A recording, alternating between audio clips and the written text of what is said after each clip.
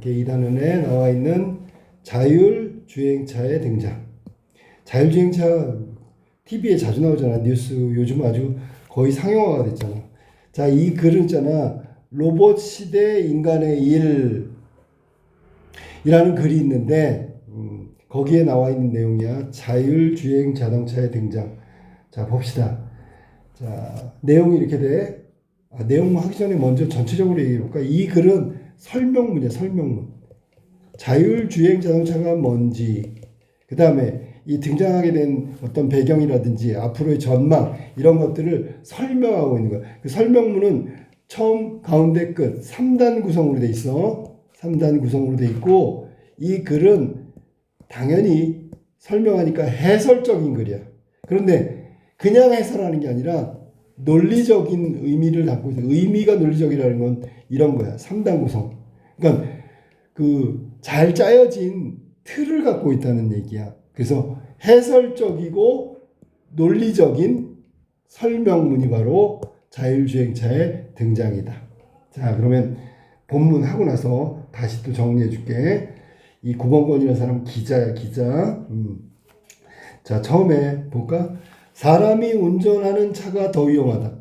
사람이 운전하는 차가 더 위험하다. 이렇게 부제가 나왔지. 부제라는 게 뭐냐면 중간중간에, 자, 봐봐, 선생님 봐봐. 이게 전체의 제목이야. 그런데 또 이렇게 구분하면서 여기 제목이 나와. 이걸 소제목이라 그래. 소제목. 작은 제목들이 있어. 이런 거 있으면 좋은 점이 뭐야?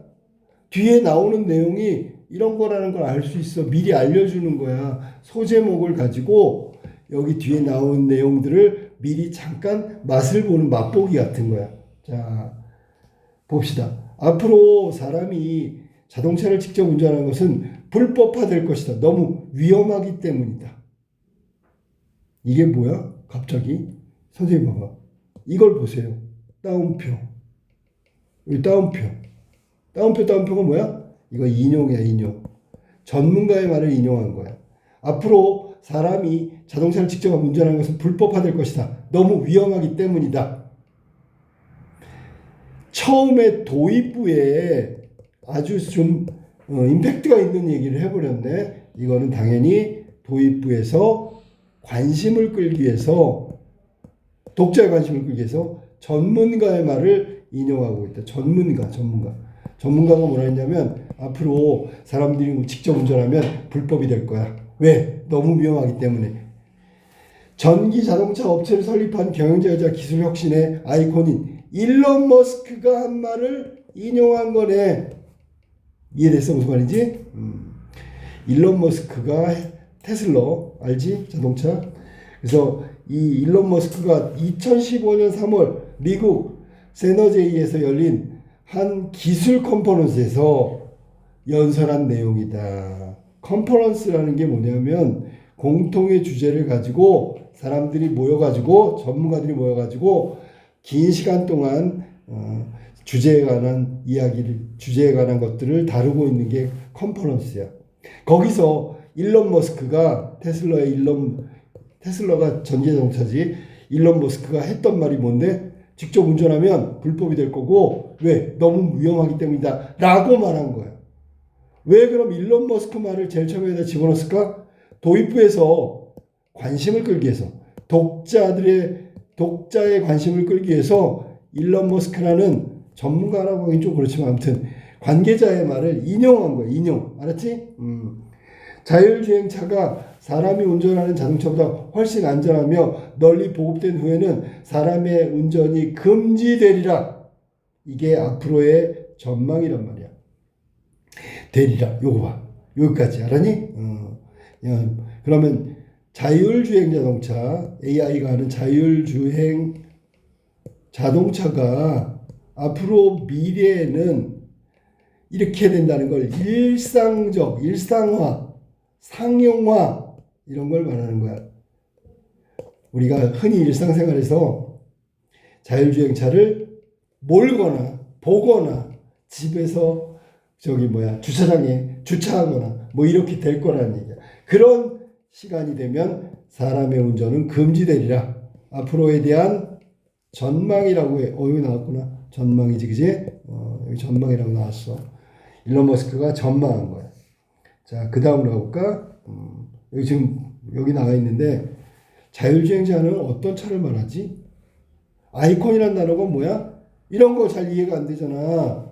맞지, 그지? 자, 아이콘이 뭐야? 그랬더니 사전을 찾아보니까 신처럼 숭배의 대상이 되는 물건이나 사람, 여기서 물건이 되겠지. 자율주행 자동차가 아이콘이 된다. 자율주행 자동차가 뭘 뜻하는 거야? 앞뒤를 보면 사람이 운전하지 않아도 스스로 스스로 운전하는 차가 자율주행차가 아니겠는가라고 얘기한 거지. 자, 그 다음에 신문 기사야. 자, 전 세계 교통사고 사망자 연간 125만 명 발생. 여기서의 125만 명은 엄청나게 많다는 얘기야. 세계보건기구 WHO, 자 봅시다. 세계보건기구 WHO의 최근 통계에 따르면, 자 그러면 요번에는 이것도 인용이죠. 인용. 뭘 인용하고 있어? WHO, 즉 믿을만한 세계보건기구, 유엔 산하기구니까 아주 믿을만한 단체의 자료를 인용한 거야. 왜냐하면 신뢰성을 높이기 위해서. 이게 그냥 나온 자료가 아니고 아주 권위가 있고 믿을만한 단체인 WHO에서 발표한 자료야. 최근 통계라고. 믿을만한 거야. 교통사고 사망자는 연간 125만 명. 엄청 많다. 중국 대국인 중국이 27만 명을 제일 많고 인도가 23만 명, 미국이 3만 명 이상.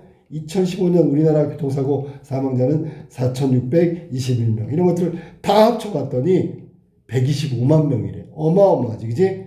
교통사고로 사망하는 사망자가 125만 명이래. 자, 교통사고 90%는 운전자의 실수에 따른 것이고 도로나 기계장치, 결함 등으로 사고가 발생한 경우는 10% 수준이다. 자, 그럼 봐봐. 교통사고의 내용을 보니까 90%는 운전자의 실수야. 나머지 10%는 도로 결함 같은 시설의 장치의 문제야. 대부분의 교통사고는 운전자의 실수 때문에 일어나는 거죠. 이걸 강조하고 있는 거야. 그러면 여기에 나와 있는 걸 따진다면 여기 결함이란 말은 뭔가 부족하거나 문제가 있다는 뜻이야. 결함 때문에 일어나는 건 10%니까 그렇게 사실은 따지고 보면 심각한 부분이 아니다. 진짜 심각한 게 뭐라고? 여기 나와 있는 대로 운전자의 실수가 거의 대부분이야. 90%면. 맞죠? 한 세계적 컨설팅 회사는 이것도 컨설팅 회사가 바로 전문적인 어떤 분야의 전문 지식을 강조하고 있는 거야. 이 전문 지식은 보통 사람들이 알지 못하는 그 정보나 자료가 정확하다는 얘기지. 컨설팅 회사는 2015년 보고서를 통해서 자율주행차가 본격적으로 도입되면 미국에서 발생하는 교통사고의 90%가 줄어들 것이고 이로 인한 경제적 효과가 매년 1,900억 원의 달러, 그러니까 우리 돈으로 하면 209조 4천억, 어마어마한 돈이 절약된대. 경제적 효과를. 됐니? 그러니까 여기 지금 미국에서 발생하는 교통사고가 이렇게 줄어들고 경제적 효과도 이렇게 예상된단 말이야. 과거에는 엘리베이터도, 자, 이 엘리베이터가 왜 나왔냐면, 자, 보세요. 자율주행차가 기계잖아, 기계. 응? 기계. 그리고 도입된 지 얼마 안 되죠? 그러니까 비슷한 걸 따져보니까 엘리베이터야. 엘리베이터도 기계고, 처음에 도입됐을 때 운전자가 조정했지만, 뭐처럼? 자동차처럼. 지금 현재 자동차처럼 엘리베이터도 초창기에는 사람이 운전했대. 동일하지, 비슷하지, 그지? 근데 지금은 탑승 계획을 원하는 층에 누르기만 하면 된다. 운전자가 있어 없어? 없잖아. 엘리베이터는 훨씬 많은 사람을 태우고 더 빨리 더 높이 올라가게 됐지만, 그러니까 엘리베이터가 이렇게 발전했지만 운전자 없이 한결 안전하게 운영되고 있다. 그러면 생각해봐. 엘리베이터도 처음에 운전사가 있었는데 운전사를 없애자. 그랬을 때 반발이 많이 있었을 거 아니야. 위험해서 안 돼. 막 이럴 거 아니야. 근데 오히려 더 빨리, 더 높이, 편리하게 많은 사람을 태우고 올라가. 아무 문제가 없어. 엘리베이터나 자율주행차나 기계라는 공통점. 처음에 운전자가 있었는데 없어지는 거에 공통점. 이 얘기 하는 거야.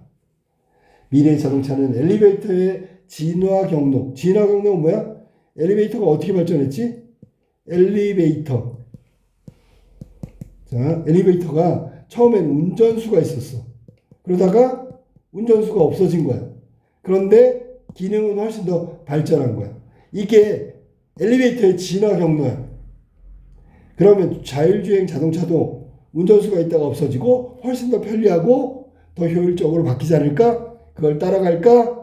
라고 지금 이야기한 거야. 그런데 이거는 앞으로의 전망에 대한 예측이지, 그지? 자, 전망에 대한 예측을 하고 있다. 엘리베이터 나왔는데 엘리베이터처럼 쉽고 안전하게 원하는 곳에 데려다주는 자동차가 등장할 거란 말이구나. 맞아. 단어의 뜻을 살펴보니까 글의 내용을 좀 더 쉽게 느껴져 라고 나왔어. 자, 그럼 봐봐. 민재가 글을 읽는 과정. 겪은 문제가 뭐지? 당연히 단어의 뜻 때문에 그런 거야. 단어의 뜻. 단어의 뜻을 이해하지 못했어. 그러니까 앞뒤 맥락이 어떤지를 보고 단어의 뜻을 추론한 거야. 추론. 미루어서 짐작한 거라고. 아니면 추론해도 안 되면 어떻게 돼? 사전을 찾아봐야 되겠죠. 이런 식으로 가는 거 알았어? 이 글에서 뜻을 모르는 단어가 있으면 사전을 찾아보자. 그래서 앞뒤 맥락을 먼저 보면서 대충 이런 뜻일 거야 추측을 해야 되는데 그것도 안 되면 국어 사전을 펴고 찾아보면서 이해하는 게 필요하겠지. 그게 바로 설명문의 기본이란 말이야. 설명문을 이해하는 기본은 단어의 의미를 파악하는 거야. 근데 이게 안 되면 어떻게 돼? 정보를 습득할 수가 없잖아. 이해할 수가 없잖아. 그럴 때는 첫 번째, 앞뒤 맥락을 이해하는 거, 추론하는 거, 그게 안 되면 사전을 찾는 거. 자, 그 다음에 볼까? 사람이 운전하지 않으면 바뀌는 것들. 자, 1908년 헨리 포드가 우리 티버드라는 차 있거든. 아주 유명한 차. 1908년에 이게 원년이야, 원년. 알았니? 자동차 생산의 원년이란 말이야. 자, 노동자들도 구매할 수 있는 자동차 모델 T를 출시한 것은 20세기 자동차 문명의 세기이자 20세기를 자동차 문명의 세기이자 대중사회로 만든 결정적인 계기였대. 자, 헨리 포드가 노동자도 구매할 수 있는 자동차. 그러면 값싸고 가격이 싸야 돼, 알았냐? 그리고 대량 생산해야 돼. 그걸 실현했단 말이야. 그러니까 그게 실현됐으니까 20세기가 자동차의 문명의 100년이 됐고요. 대중사회로 만든 결정적인 계기가 됐단 말이야. 그러니까 헨리 포드의 T란 말이지, T.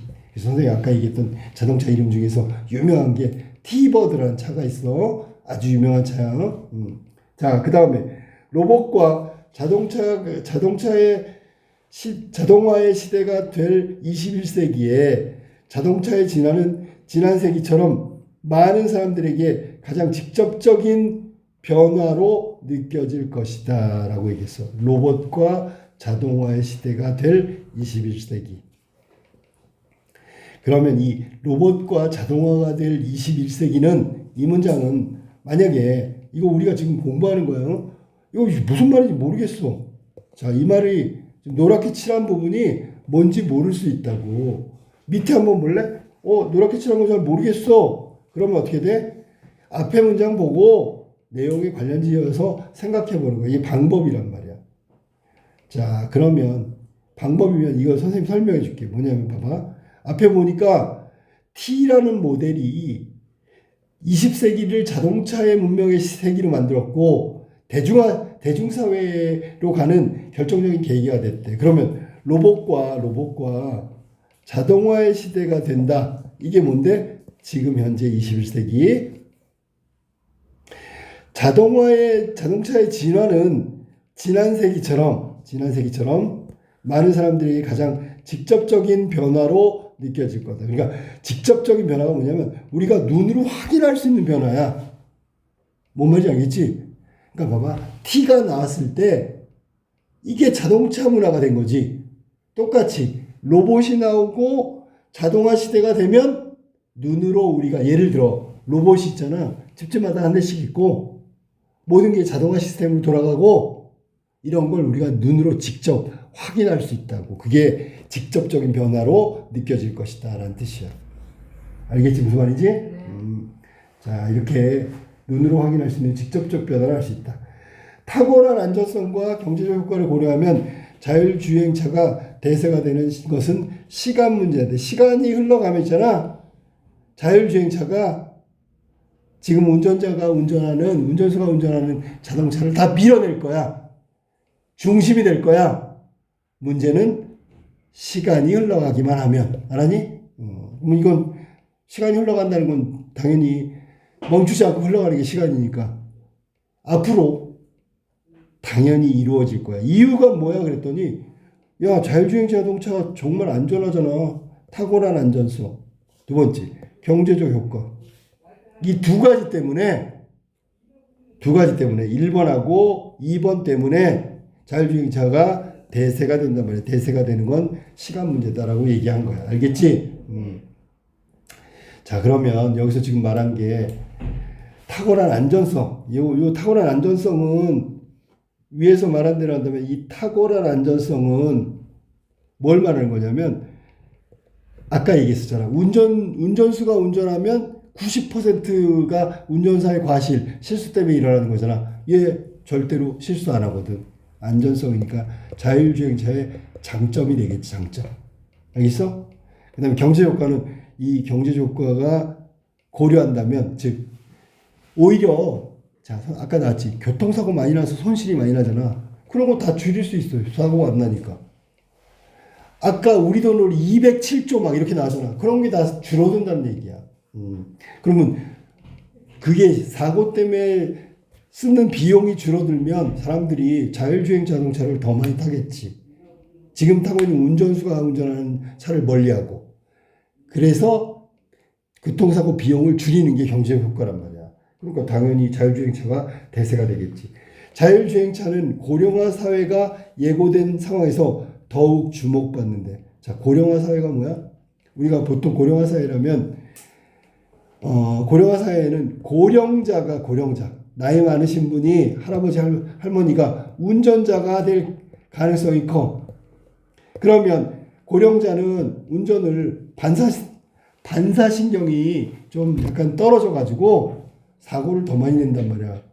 교통사고의 원인이 운전자의 과실이었잖아. 그럼 고령자가 운전하면 더 많은 교통사고가 나겠네? 그러니까 자율주행자가 필요하지. 알겠어? 무슨 말인지? 자, 예고된 상황이라고 얘기했으니까 앞으로 그렇게 될 거야. 자율주행차가. 왜? 고령화 사회가 되면 고령자 중에 운전자가 사고를 더 많이 내니까 오히려 자율주행차가 더 주목을 받고 더 많은 자율주행차가 필요로 할 거다. 그러니까 이거는 지금 주목받는 이유가 고령화 사회이기 때문에 또 그렇다. 노인이 운전대를 잡지 않고 버튼을 딱 눌러. 그럼 병원 가고 식당 가고 상점을 찾아갈 수 있던데 얼마나 편리해. 됐지? 그지? 그 다음에 장애인이나 어린아이도 자율주행차를 전용 기사가 있는 차량이나 콜택시처럼 이용할 수 있대. 자, 그럼 봐봐. 여기 보면 고령자도 나왔고요. 고령자, 장애인도 나왔고요. 그 다음에 어린아이도 나왔지. 자, 이런 경우를 사회적 약자라고 부르는 거야. 사회적 약자. 네. 그러니까 직접 운전하는데 운전을 못하거나, 운전하는데 불편하거나, 아니면 운전하는 것이 힘들거나, 뭐 헷갈리거나, 이런 사람들을 얘기하는 거야. 이런 사람들한테 버튼 하나만 딱 누르면 원하는 장소에 딱 가. 그러면 얼마나 좋겠어. 편리하겠어. 초등학생이 학교에서 학원으로 가기 위해서 부모의 차를 기다릴 필요가 없이 자율주행차를 불러가지고 혼자 이동할 수 있다고. 운전 가능 연령도 필요 없고요. 운전면허 개념도 사라지는 거예요. 그러니까 운전면허가 있어야지 운전하는 그런 시대가 아니란 말이야. 그냥 버튼을 누를 수 있으면 자율주행차를 타고 어린아이건 고령자건 다 가능하단 말이야. 장애인도 마찬가지고. 장애인들도 그 제약이 컸었는데 자기가 막 편리하게 자율주행차를 가지고 이동하는데 자유를 누릴 수 있다. 그러면 봐봐, 선생님 봐봐. 지금 얘기한 걸 따지면 초등학생까지 포함시키면 이들한테는 자율주행 자동차가 꼭 필요한 거 맞잖아. 그리고 실제로 안전하고 편리하잖아. 맞지? 그러면 자율주행차가 앞으로 계속 늘어나겠지. 자, 자율주행차는 사용자들이 차량과 교통시설을 효율적으로 사용함으로써 경제적 이득을 가져다 주고요. 자율주행차, 차량과 교통시설을 효율적으로 사용한대. 그러면 경제적 이득을 주고요. 궁극적으로 현재의 자동차 문화와 경제 구조를 크게 변화시킬 거야. 완전히 새로운 개념의 자동차 문화, 새로운 개념의 경제 구조가 만들어진다. 알겠지?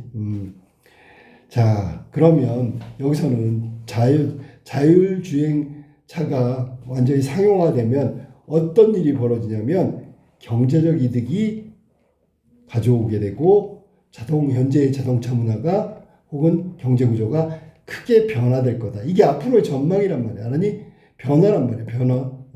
앞으로의 자율주행차가 보급되고 이 상용화되고 하면 불러일으킬 변화가 바로 이 부분이란 말이야. 미국의 경우 평균적으로 자동차가 주행하지 않고 차고의 잠자는 시간은 전체 시간의 90%에 이르고 많다는 얘기지. 이게 90%가 잠자는 시간이 뭐야? 주차해 놓고 밖으로 몰고 나가지 않는 걸 말하는 거야. 그 다음에 승용차 유지하는 데 드는 비용이 가구 소득의 20%래. 이것도 많다는 얘기야. 소득이 100만 원이면 자동차 때문에 20%라고. 자, 옆에 그림 볼까? 잠자는 시간 90%, 소득 대비 차지하는 비율이 20%. 둘 다 어마어마하게 많은 시간 잠자고 많은 돈이 지출된단 말이야. 자율주행차를 차량 공유 시스템과 연결하면, 자, 이제 봐봐. 자율주행차를 차량 공유 시스템과 연결하면 유지비하고 세금하고 주차관리에 많은 시간과 비용, 현재 차량 구매와 이용 방식이 근본적으로 달라진다. 이게 앞으로 달라진단 말이야. 뭐가? 자율주행차를 했을 때 달라지는 거야. 뭐 여러 가지가 있어. 유지비도 줄어들고 세금도 줄어들고 주차관리 시간당 비용이 줄어들고 현재 구매되는 이용 방식도 완전히 달라지게 된다. 이게 변화라고 아까 나왔던 변화하고 똑같은 거야. 차량을 소유하지 않아도 언제든지 필요할 때면 차가 와. 그리고 나를 태우고 가. 원하는 곳에 내려줘. 차량은 주차장을 찾아 헤맬 필요가 없어. 가까운 곳에 있는 다른 사람의 이동을 위해 또 옮겨가. 그러니까 봐봐. 선생님 봐. 자율주행차들은 얘네들은 소유? No. 소유가 아니야. 공유? 네, 공유야. 주인이 없는 거야. 다 주인인 거야. 알았어? 그러니까 여기 공유하게 되면 내가 직접 돈을 주고 소유하지 않아도 돼. 알았니? 필요한 사람 그때그때 쓸 수 있어. 안전해. 편리해. 그러니까 언제든지 사용할 수 있다. 차량을 주차하려고 헤맬 필요도 없어. 다른 사람의 이동을 위해서 딱 가면 다른 사람이 그 차 타고 가는 거야. 그러니까 결국 공유 시스템이지. 굳이 개인이나 가정마다 차량을 소유할 까닭이 크게 줄어든다. 그러니까 경제적으로도 더 소비가 줄어들겠지. 아까 소득의 20%가 자동차 구매하고 유지하는 데 들어간다고. 자, 그 다음에 자율주행차가 보편화되면 사람의 운전은 승마나 텃밭재배처럼 일부 마니아들만 즐기는 스포츠나 취미 활동이 될 것인가? 자, 여기 질문하고 있잖아. 뭐라고? 자율주행차가 보편화되면 다 전부 다 자율주행차를 타고 다녀. 그러면 사람이 운전하는 것은 취미 정도로 바뀌는 게 아닐까라고 얘기한 거야. 자, 그 다음에 봐봐. 마음이와 민재가 글을 읽는 과정에서 겪은 문제가 뭘까? 아까 나왔는데 여기 보면 뭐라 그랬냐면 글을 읽다가 이해가 안 돼. 그러면 여기서는 경험이 중요하다. 이거 배경지식이라고 하는 거야. 배경지식, 경험 이런 것들. 그렇게 해갖고 문제를 해결해 보는 게 좋겠어. 라니 아까도 얘기했는데 의미가 어려우면 뭐라고? 앞뒤 맥락을 이해하는 거고 그래도 모르면 사전을 찾아가는 거고 여기 지금 보면 그런 부분들을 이 글에서 만약에 이해하기 어려운 문장이 있다면 그게 뭘까? 자, 운전 저거 봐봐. 가능 연령 이나 아니면 운전면허 개념도 사라진대. 자, 이게 무슨 뜻이냐면 아까 선생님이 얘기했는데 우리가 지금 운전하려면 운전면허를 따야 되잖아.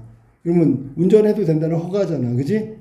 근데 이 자율주행차는 자기가 알아서 운전해서 데려다 주잖아. 그러면 여기에 자율주행차를 이용하는 사람은 할 수 있는 게 뭐야?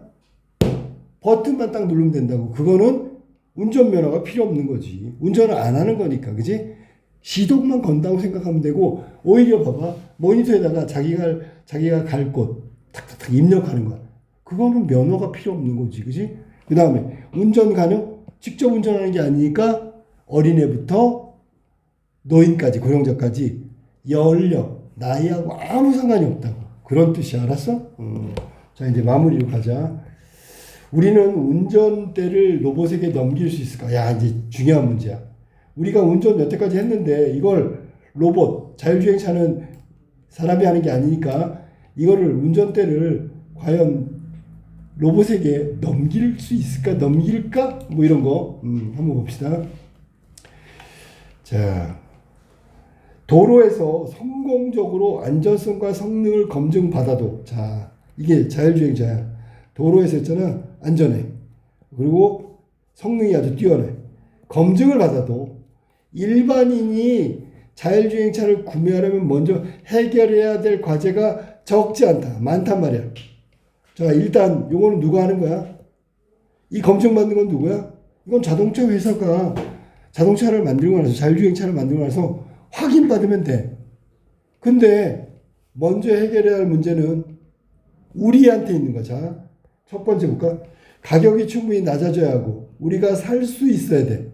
너무 비싸면 대중화가 안 돼. 대중화 되려면 첫 번째가 뭐라고? 가격이야, 가격. 두 번째, 자율주행차를 고려한 신호체계가 도로시설 등 인프라가 구축돼야 돼. 당연하지 않겠어, 그지? 여기서는 인프라라는 게 기반이란 말이야, 기반. 자율주행차가 도로에서 다니려면 자율주행차에 맞는 어떤 그런 기술이나 시스템 그런 걸 만들어야 돼. 그걸 모두 인프라라고 하는 거야. 자, 그럼 자율주행차가 나왔는데 되게 안전하대. 성능도 뛰어나대. 그러면 바로 자율주행차가 대중화될까? 아니요. 해결해야 될 게 뭐라고? 첫 번째, 가격이 맞아야 되고요. 두 번째, 인프라가 구축돼야 돼. 그래야지만 자율주행차가 보급되고 대중화될 수 있다는 거야. 두 번째, 전문가들은 자율주행차의 대중화와 관련해서 기술적인 문제가 가장 간단한 과제이며 사람들이 좀처럼 운전대와 기존의 운전 습관을 포기하지 않을 것이라는 사용자 수용성이 가장 해결하기 어려운 문제가 될 것이라고 예상한다. 이게 전문가야, 전문가. 전문가들이 뭐라 하냐면, 자, 선생님 얘기 들어봐. 이게 뭐냐면, 전문가들이 제시한 자율주행차의 대중화의 가장 큰 걸림돌은 바로 이거야. 운전자가 있잖아. 운전 안 하고 자율주행차에게 맡길까? 그거를 허용할까? 이 문제가 해결돼야 된단 말이야. 왜냐하면 여태까지 운전자들은 뭐 했어? 자기가 직접 운전했어. 운전했다고. 그 습관이잖아. 그걸 과연 포기하거나 버릴까? 안 할 수도 있단 말이야. 왜? 안전하지 않다고 생각해서. 또, 나는 내가 운전하는 게 좋은데? 여태까지 그렇게 해왔는데? 포기하기가 어렵잖아. 어려워.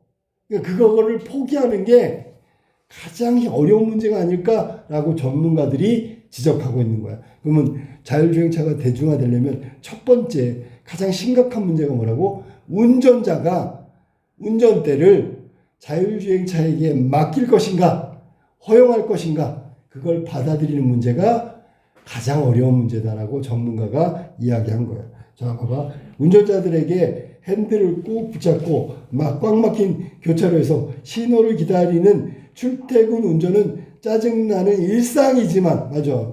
일상이야. 지금도 일어나고 있는 일이야.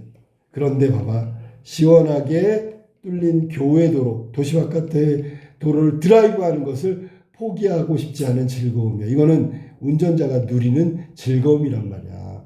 이 즐거움마저 포기할 것인가? 그렇지 않을 것 같다는 얘기를 하고 있는 게 전문가의 얘기야.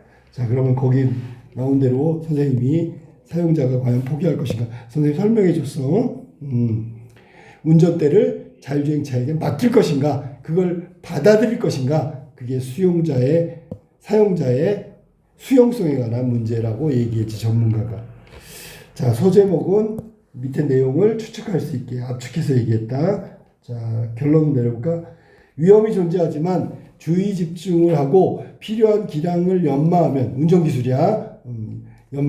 기량이라는 게 기술이지, 그지? 연마하면 충분히 상황을 통제하면서 목표에 도달하게 되고 그 결과 몰입감도 있고요.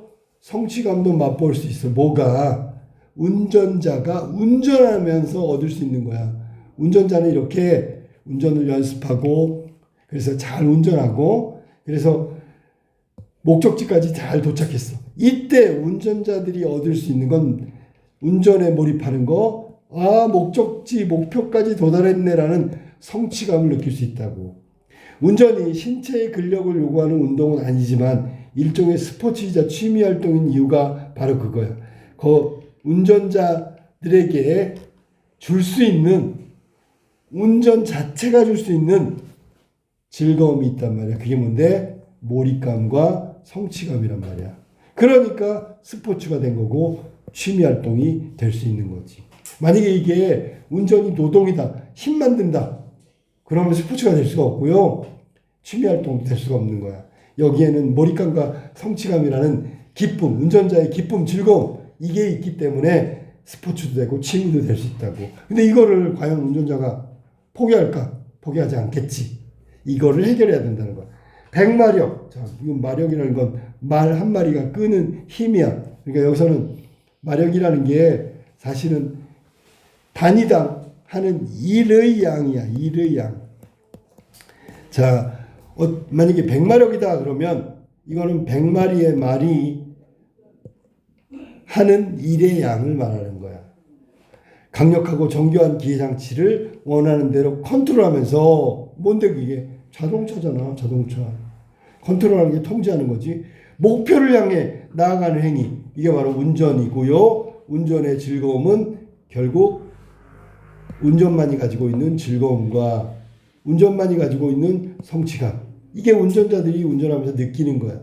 근데 그게 아주 크단 말이야. 이들에게 앞으로는 차량의 통제권을 컴퓨터에게 넘기고, 아까도 얘기했는데 자율주행차한테 차량의 통제권을 넘겨버린대. 그러면 이들이 얻는 즐거움과 성취감마저 다 뺏기는 거란 말이야. 그러면 그 시간에 좀 더 보람있고 즐거운 무언가를 하라고 하면 상당한 저항을 부를 수 있다. 절대로 성취감과 즐거움을 빼앗을 수는 없어. 난 계속 힘들어도 운전할 거야 라는 얘기를 하고 있는 거야. 이 저항이라는 건 거부감이라는 뜻이야. 거부감, 거부하는 거. 자율주행차에 대한 거부감, 상당한 거부감을 부를 수 있다. 그러니까 통제권을 자기가 계속 가지려고 한다는 얘기야, 운전자가.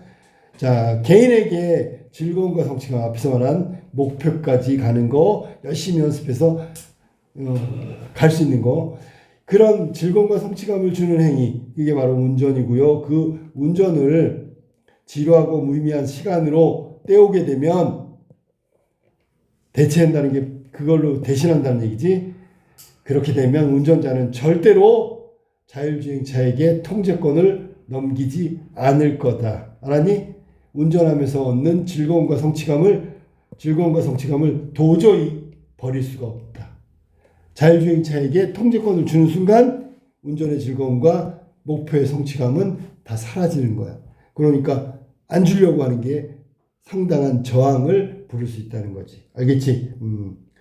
자, 마음이하고 민재가 글을 읽는 과정에서 겪은 문제가 뭘까 여기서 생각해 보니까 여기서는 잘 생각해 봐. 이게 도대체 이 글이 뭐야? 지은이는 있잖아, 지은이가 이 글을 통해서 말하고자 하는 메시지가 뭐지? 이게 바로 주제거든. 주제. 중심생각이라고 하지. 중심생각이 뭘까? 이런 생각을 한 거야. 알았니?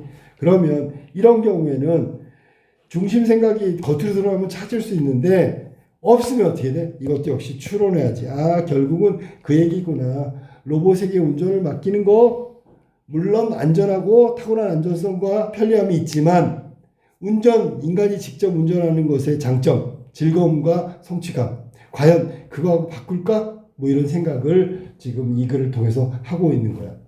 자, 주제나 중생각이 직접 들어가지 않는 부분 당연히 이것도 추론이야. 추측. 알았어? 자, 어떤 식으로 추론을 할까? 그러면 드러나지 않아. 그러면 소제목들을 잘 다시 한번 정리하거나 이해하는 거. 그 다음에 중요하게 생각되는 문장 있지, 문장. 이런 것들을 찾아내는 거야. 문장을 찾아내는 거야. 그래가지고 추론하는 거야. 알았니?